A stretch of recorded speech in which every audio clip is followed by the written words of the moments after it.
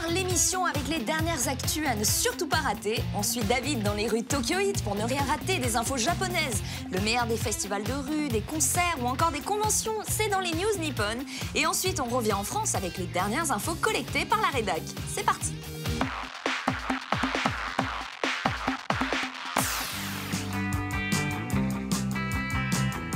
Konnichiwa, salut à tous. Aujourd'hui, nous sommes à Tokyo et je vous emmène à l'aquarium Tokyo Sea Life.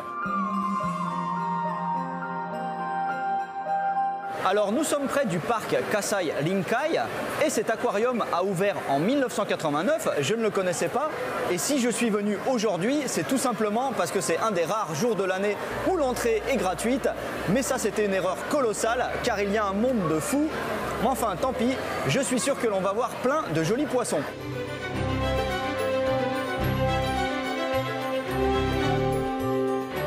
Ici, il y a une zone très intéressante pour découvrir la faune locale, on va dire, puisqu'il s'agit essentiellement des poissons qui se trouvent dans ce qu'on appelle la mer de Tokyo, c'est-à-dire la mer entre Tokyo et les îles qui sont assez proches, par exemple les îles Izu.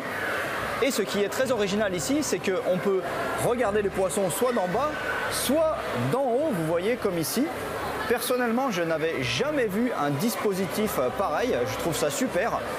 Et au niveau des poissons, j'ai vu plein de trucs assez marrants, notamment des petits poissons tout bizarres qui sautent de rocher en rocher.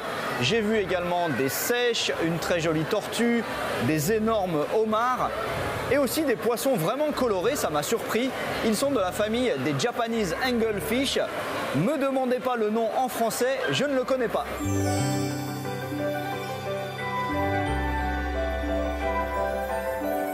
De ce côté, c'est la zone des poissons qui vivent dans les très basses profondeurs. Alors c'est hyper difficile à filmer, mais il y a tout de même un animal que j'aime beaucoup. Il s'appelle le batynome géant. Il est assez flippant avec sa carapace et son air bizarre. Et pourtant, les Japonais l'aiment beaucoup. Ils le trouvent même kawaii.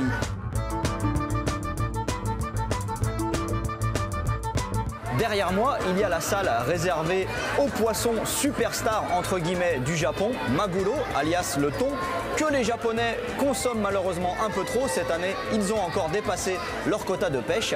Quoi qu'il en soit, il y a ici des dizaines de thons qui nagent. Ils ont une couleur soit argentée, soit presque dorée. C'est très beau. Et en plus, j'aime beaucoup l'organisation de la salle, on dirait vraiment une salle de cinéma. Devant, il y a des sièges pour s'asseoir et l'aquarium a une forme d'écran incurvé comme au cinéma.